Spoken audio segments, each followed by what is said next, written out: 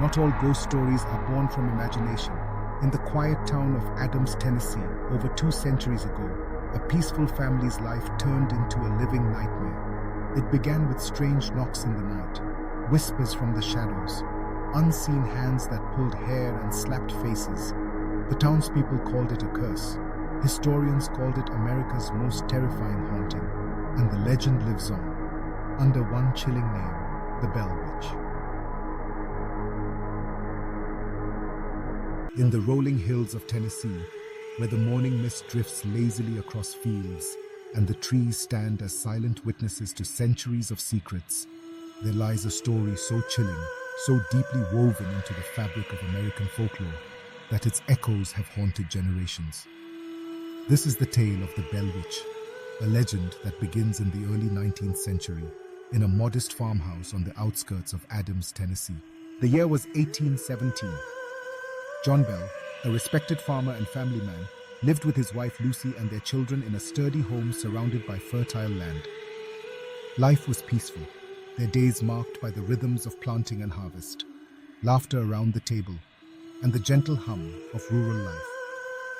But beneath this tranquil surface, something dark began to stir. It started subtly, almost imperceptibly. One evening, as the sun dipped below the horizon and the world was wrapped in the hush of twilight, John Bell noticed a strange animal lurking among the cornrows. Its form was unfamiliar, part dog, part rabbit, its eyes gleaming with an unnatural intelligence.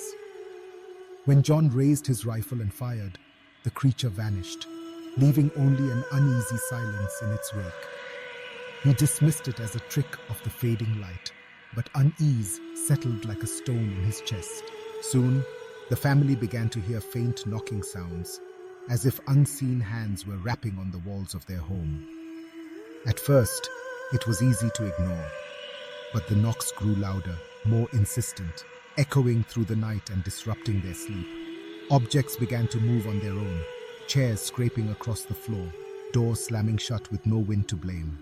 The children whispered of cold drafts and shadows that seemed to flicker at the edge of their vision. The disturbances escalated.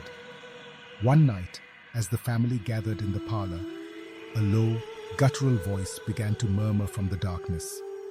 The voice was indistinct, its words muffled, but its presence was unmistakable. The Bells tried to comfort each other, to find rational explanations for the inexplicable, but the phenomena continued, growing stronger with each passing night. It was Betsy Bell, John's young daughter, who suffered the most. The unseen entity tormented her relentlessly. It pulled her hair, slapped her cheeks, and left red welts on her arms. Betsy would awaken screaming, her eyes wide with terror, as invisible hands pinched and prodded her in the darkness. The family's fear grew, mingling with a sense of helplessness. They prayed, they pleaded, but the torment did not cease. Word of the haunting spread quickly through the small community. Neighbors came to witness the strange happenings for themselves. Some heard disembodied voices reciting scripture or singing hymns. Others watched as candles were snuffed out by invisible breath, or as blankets were yanked from beds by unseen forces. The entity seemed to relish the attention, growing bolder with each new audience.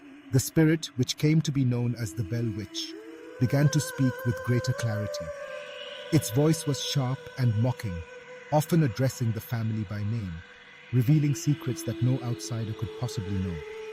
It claimed to be Kate, a witch who had sworn vengeance upon John Bell. The reasons for her anger were shrouded in mystery, but the entity's hatred for John was palpable and unrelenting. The Bell Witch's power was not confined to the Bell household. Visitors to the farm reported being slapped, pinched, or scratched by unseen hands. Horses would shy away from the property, and animals that strayed too close would fall ill or die without explanation. The air around the Bell home seemed charged with a malevolent energy, thick with whispers and shadows.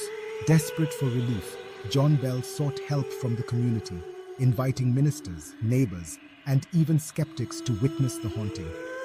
Some tried to exorcise the spirit with prayer, but their efforts only seemed to amuse the witch, who would mock their attempts and recite their own words back to them in a twisted parody. Others tried to reason with the entity, asking what it wanted, but the answers were always cryptic, laced with riddles and threats. The Bell Witch's influence reached its peak in the winter of 1820. John Bell, once a robust and healthy man, began to suffer from strange fits and unexplained illnesses. His face would contort in pain, his limbs would tremble, and he would fall into deep, unresponsive trances. The witch taunted him mercilessly, declaring that she would be the cause of his death. On December 20th, 1820, John Bell died. His family found a mysterious vial of black liquid near his bedside, and the witch gleefully claimed responsibility, boasting that she had poisoned him.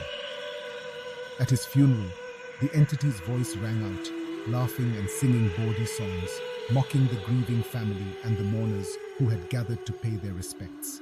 After John Bell's death, the witch's presence began to wane. She announced that she would leave the family, but promised to return in 7 years. True to her word, the Bell Witch reappeared briefly in 1828.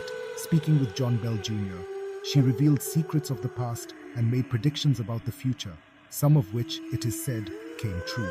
The Bell Witch legend did not end with the family. Over the years, stories of the haunting have persisted, passed down through generations. Some claim to have seen the witch's shadowy form drifting through the fields. Others report hearing her voice whispering in the wind, or feeling a sudden chill as they pass by the old Bell property.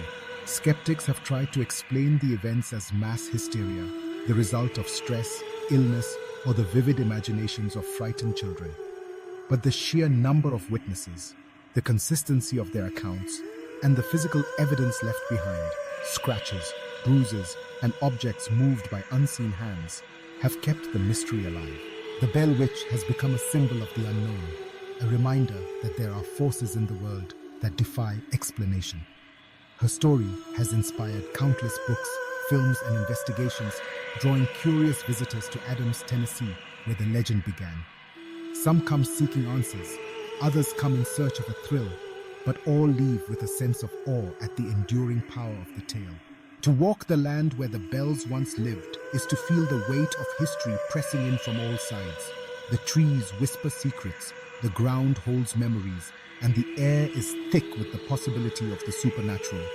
Some say that on quiet nights, when the moon is high and the wind is still, you can hear the faint sound of laughter drifting through the darkness, a chilling reminder that the Bell Witch is never truly gone. As with all legends, the truth of the Bell Witch story is elusive, hidden beneath layers of myth and memory. Was the entity a vengeful spirit, a product of human fear, or something else entirely? The answers remain lost to time, but the impact of the haunting endures. The Bell Witch's tale is more than just a ghost story. It is a reflection of the fears and hopes of those who lived it, a testament to the power of belief, and a warning that some mysteries are best left undisturbed.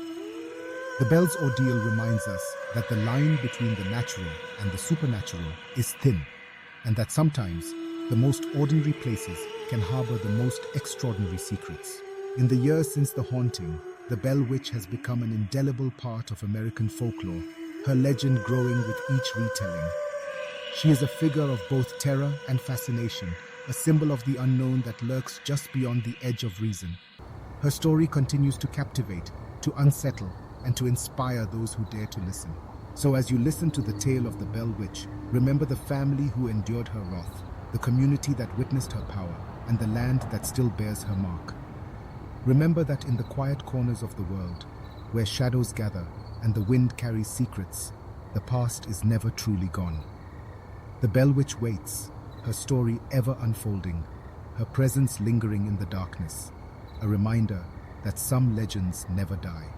And perhaps, on some moonlit night, as you find yourself alone and the world grows still, you might hear the faint echo of her voice, a whisper, a laugh, a warning carried on the wind.